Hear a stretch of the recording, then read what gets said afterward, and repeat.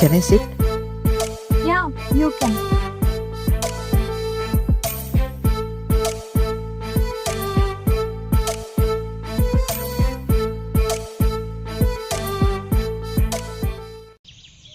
I know నీకు చాలా కొత్తగా ఉంటదేమో. I? ఎందుకంటే ఫస్ట్ టైమ్ వచ్చి నీతో మాట్లాడుతున్నా కదా! Hey, it's fine. No worries.